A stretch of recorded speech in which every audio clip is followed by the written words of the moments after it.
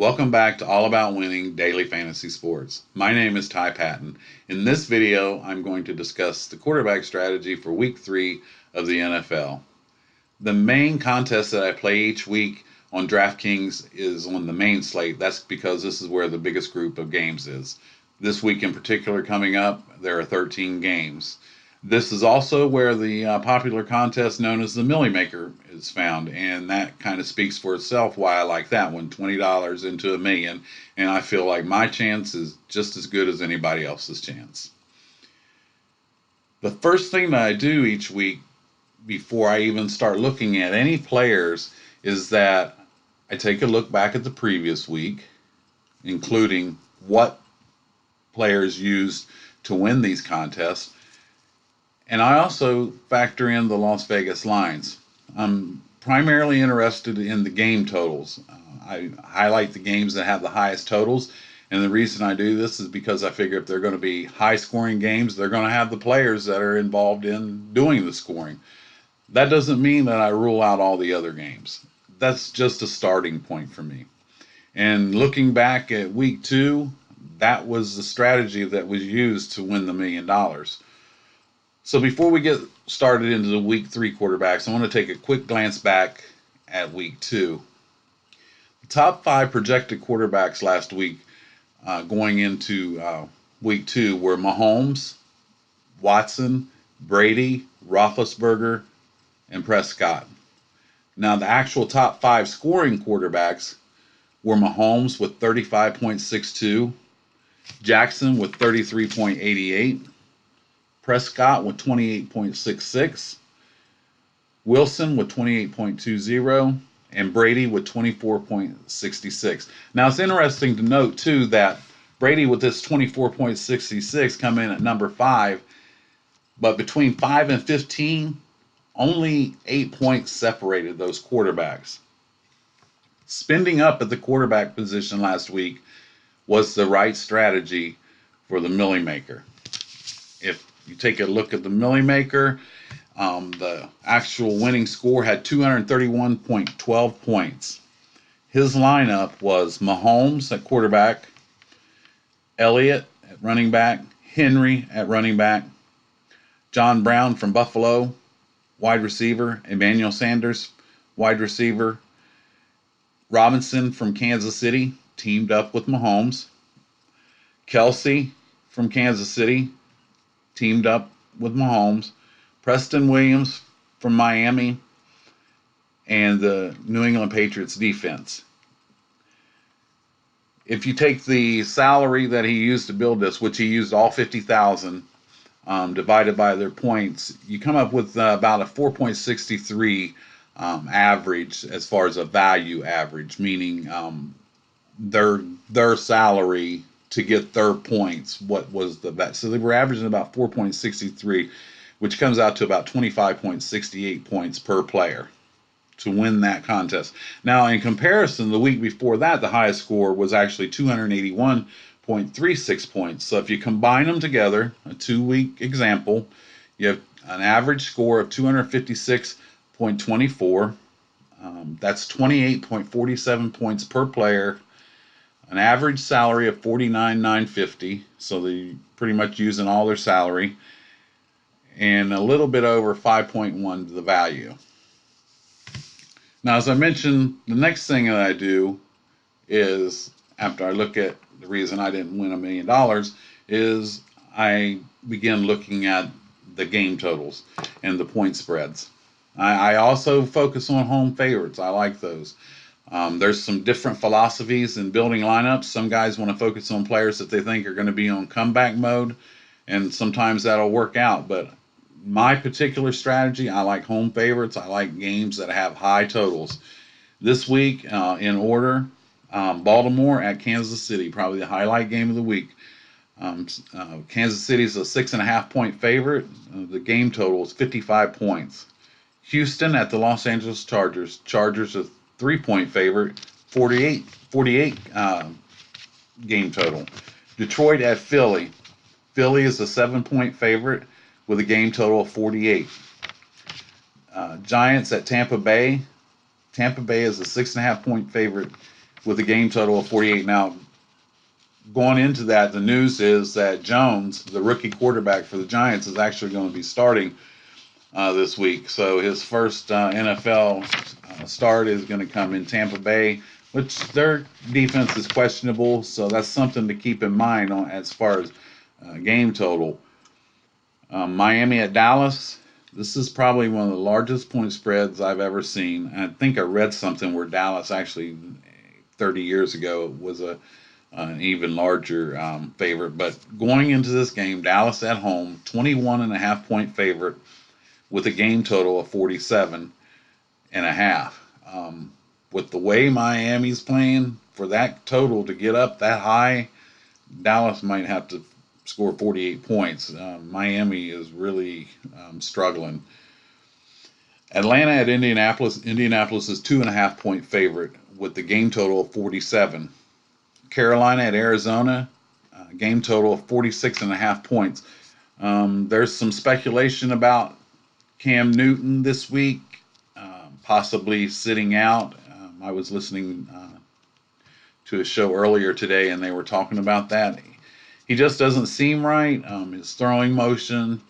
Now they're talking about his ankle. He hasn't ran the first two games, so keep an eye on that. That can definitely affect the game total. The Jets at New England,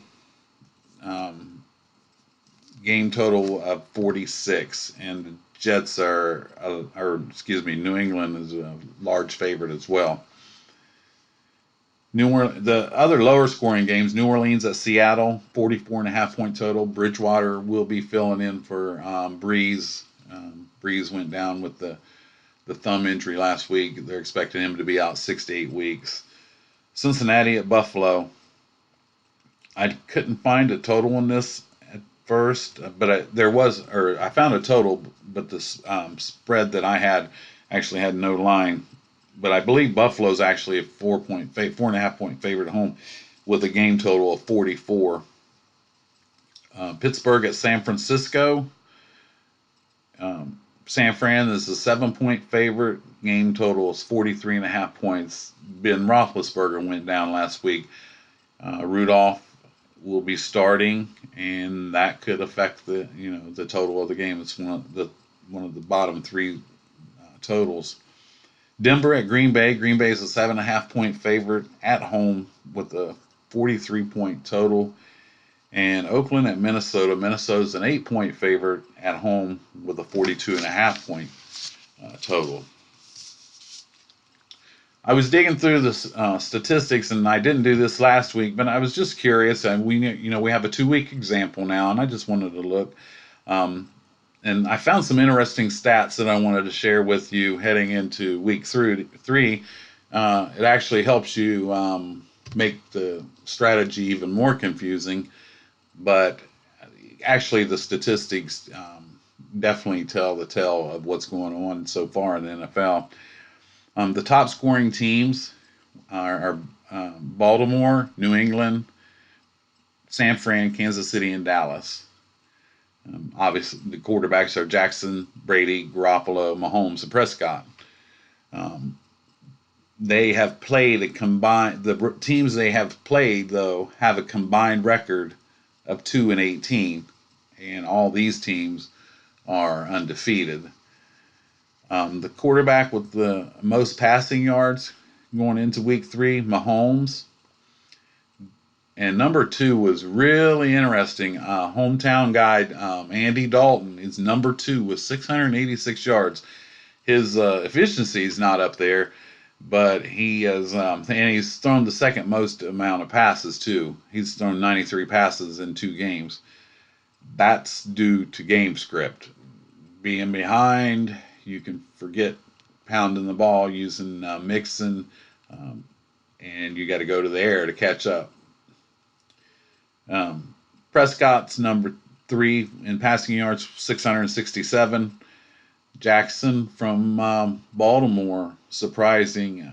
A lot of people thought he just had the running skills. He did have a lot coming out of college when he was at Louisville. He did have the skills to be a good passer. He's just not necessarily a pocket passer. He will take off on you quickly. And Tom Brady comes in number 5 with 621 passing yards. All but Dalton are 2-0, and he's 0-2. The game scripts actually show you can be explained in the quarterbacks that have the most completions. Dalton has 61, Ryan has 60, Manning has 59, Wentz has 56, and Flacco has 56.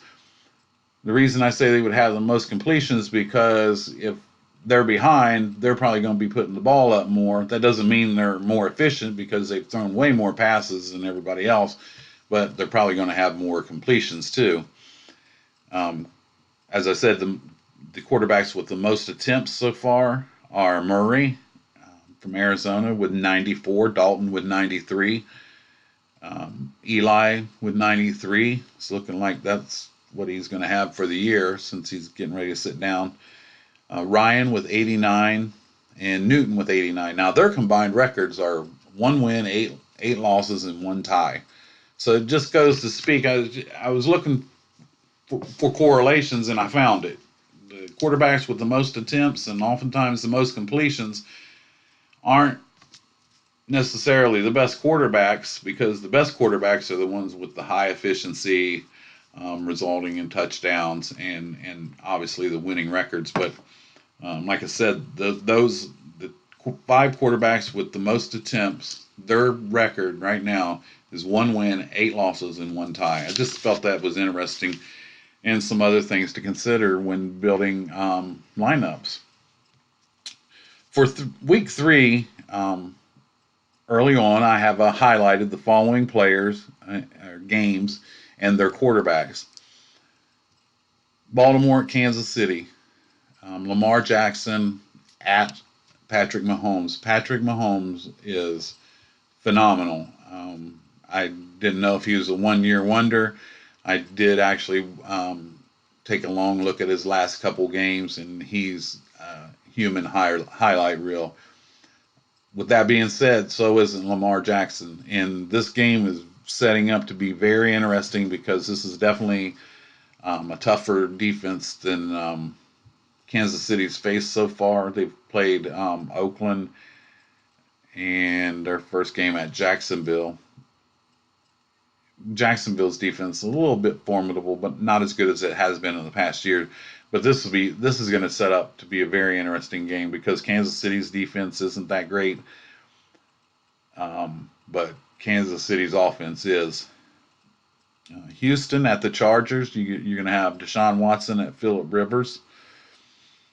Very interesting game with a 48-point game total. Could see a lot of points in that game. Rivers is putting up the ball a lot early on this year. Detroit at Philly.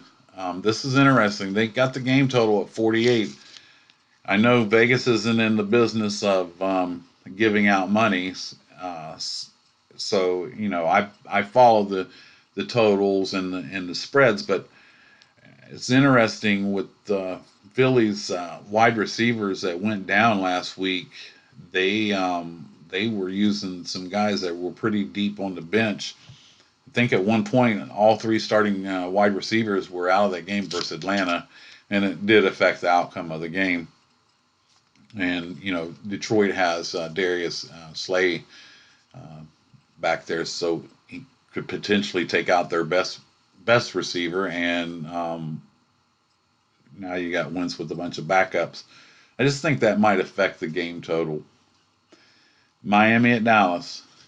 Fitzpatrick at Prescott. Prescott is, I believe, the number one high efficiency quarterback going into week 3, completing 82% of his passes. His passer rating is actually second best behind Mahomes because Mahomes has more touchdowns. Prescott at home.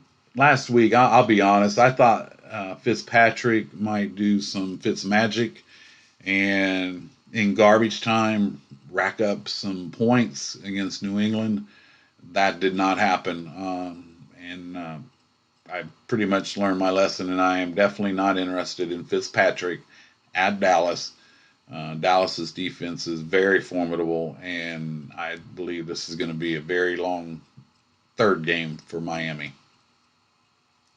Carolina at Arizona. You have Cam Newton at Murray versus Murray. Murray has thrown up the most passes so far in 3 weeks. The quarter or the head coach that he has is known for uh, up tempo, run a lot of plays. Murray doesn't have the highest passing efficiency by far. He has one of the lowest actually, but they are going to put the ball in the air, which means they can probably put some points on Baltimore. So I think they're going to be able to put some points on Carolina. Um, some speculation about Newton in this game, and concerned about that. But if they use McCaffrey, which was really disturbing in that last game, especially I play in season long contests as well, and when they're not using McCaffrey, and I used him as my number one pick, I had the number one pick overall. And in the second week of the NFL, he scored me, I believe it was 7 points. That's really disappointing, and it's not because Tampa Bay has a great defense. Um, but hopefully they'll get back to him, and just keep an eye out on Newton if you're interested in him. Giants at Tampa Bay. I actually think this game could be higher scoring or as equally scoring as the Baltimore and Kansas City, and I'm going to tell you why. You got Jones, who's basically an unknown, at Winston. Winston, his coach, Arians, they're going to put the ball in the air. And to keep up, Jones for the Giants is going to have to put the ball in the air. I don't know what to expect out of this guy. I never really paid that much attention to him in college. Seen a little bit of him in the preseason. He had some real rough spots, but looks like they're throwing in the towel on Eli pretty quick.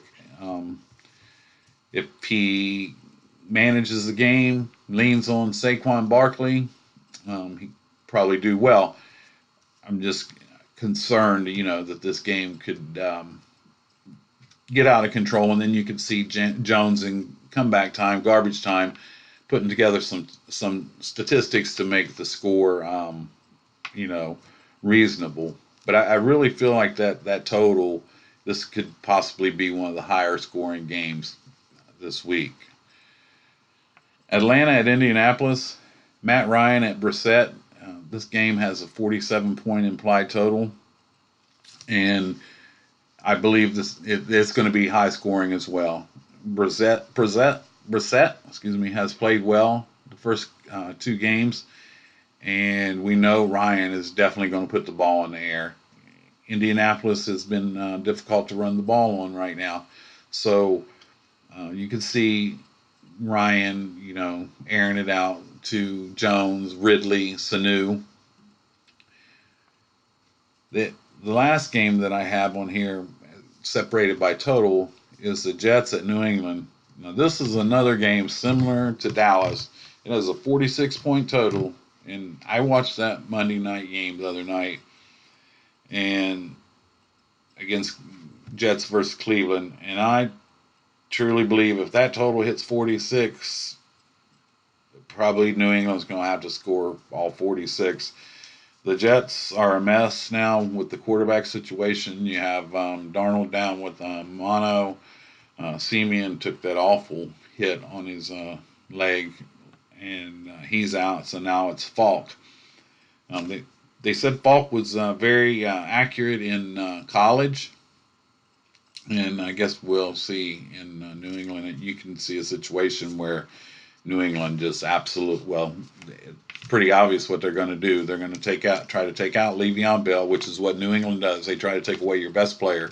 So we take out Le'Veon Bell, which is easier said than done, and then we pin our ears back and we're going to come after your quarterback. So that could get out of hand, just like last week's New England game.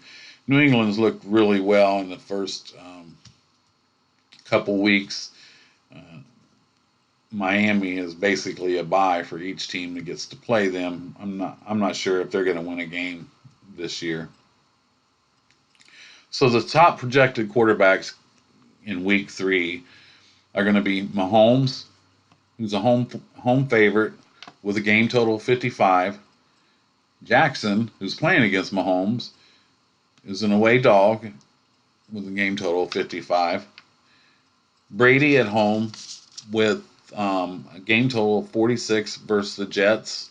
You can see Brady being real efficient and being out of the game by the third quarter. Just because the game's going to be a blowout does not mean that you don't play those players, because in order for it to be a blowout, you have to get to the game being a blowout. I thought last week that Sony Michel would be one of the top 5 backs. I thought they would go into Miami, put a lot of points on them, and then lean on Sony Michel. That did not happen. Sony Michel does not catch passes out of the backfield. That's exclusively to James White. So Michel had a mediocre, even though he did get in the end zone, I believe. I think with that score, about everybody got in the end zone. But so you don't rule out the players just because they might only play 3 quarters. Those 3 quarters might be very efficient and a lot of points. And in quarterbacks and any of the other players, you're looking for value. Last week, going to the top with Mahomes, Kelsey, and that third wide receiver Robinson was the way to go. Team stack. A lot of fantasy players are going to do that again this week.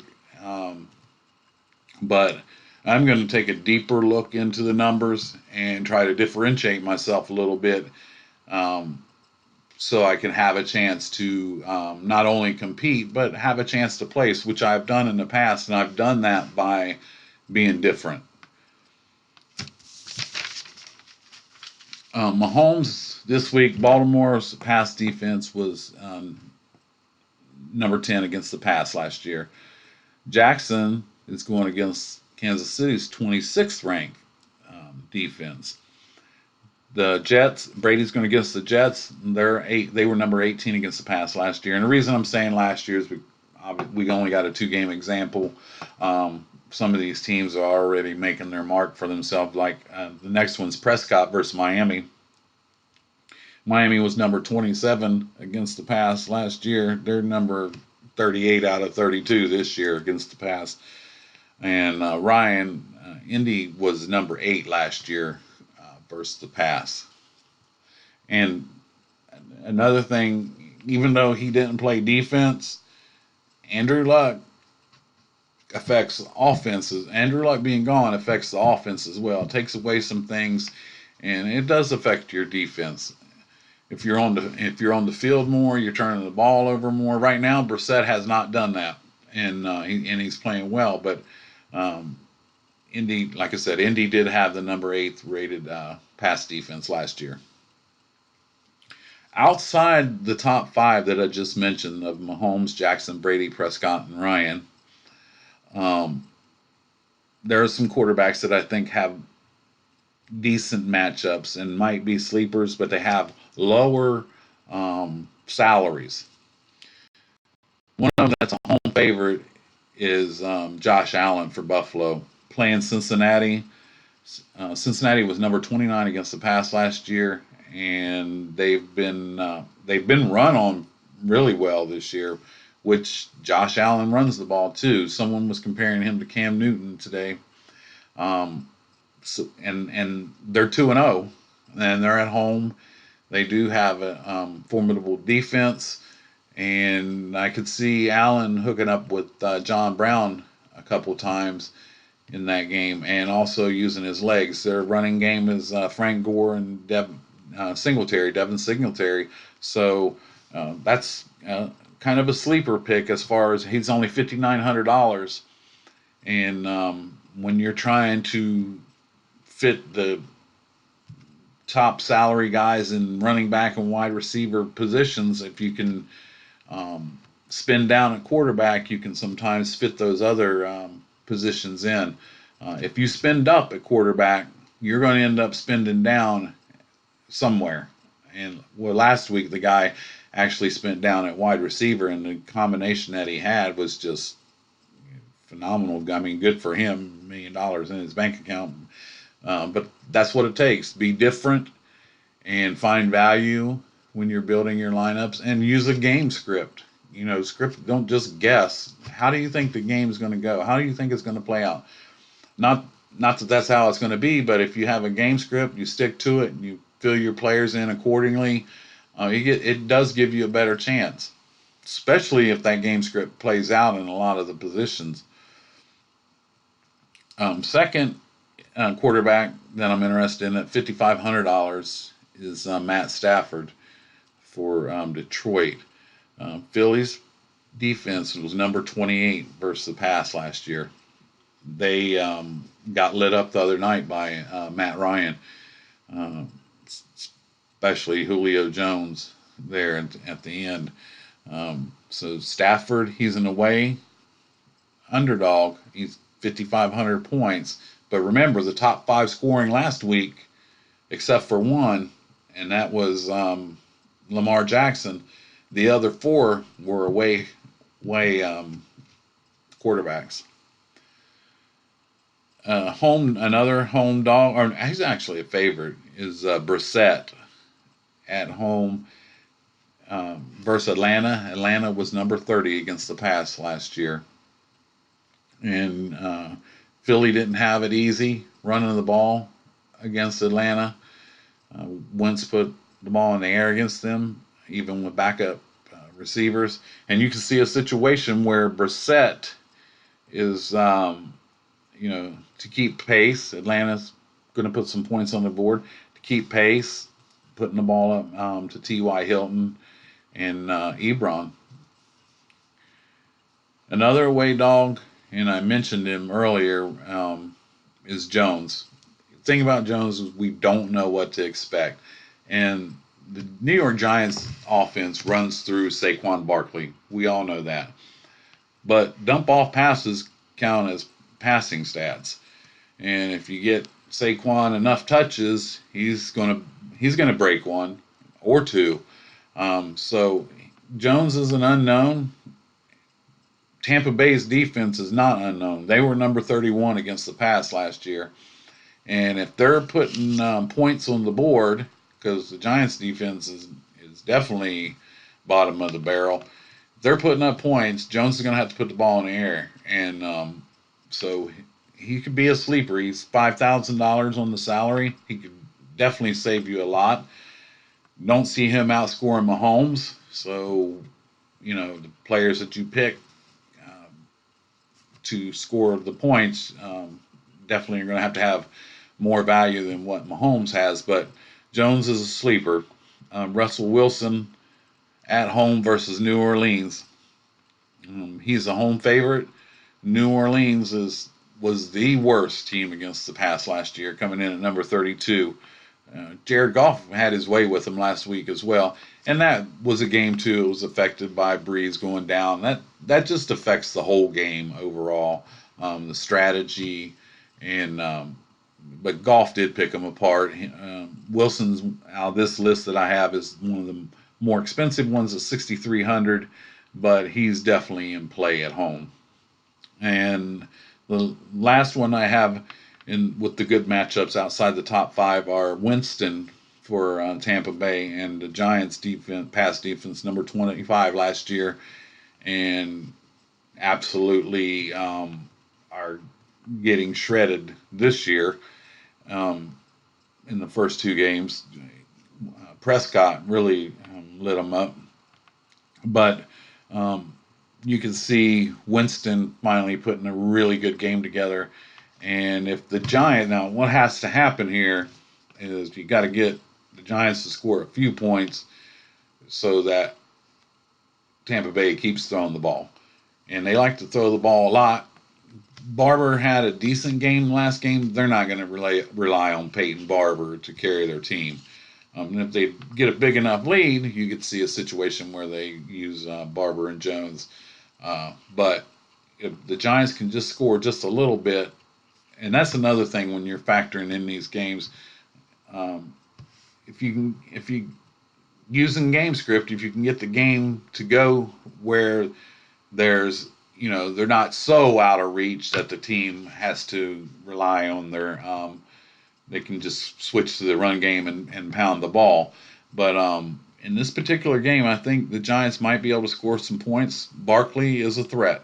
Um, they are going to be using Jones. You can see a situation, and I don't think Tampa Bay has the defense to come out and say we're going to shut down Saquon Barkley. I don't know if there's any defense that can shut that guy down. But Winston is another quarterback that has a really good matchup. He's at $5,400, which is really cheap, and one of the first quarterbacks that caught my eye. So, in summary, quarterbacks the last 2 weeks, and be honest with you, have been my kryptonite. Week 1, I thought Foles was the guy to have. I thought I had a sleeper pick. And my reasoning was Nick Foles is at home. Kansas City's defense is not that good. I know Kansas City's going to score some points.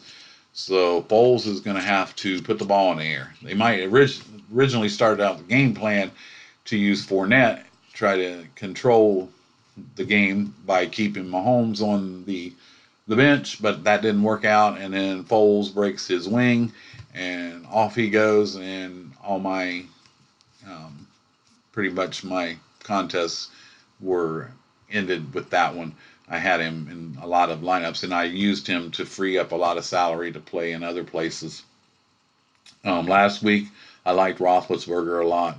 He went down 4 o'clock, so he went down at 1 o'clock. 4 o'clock game or 4 o'clock games come around.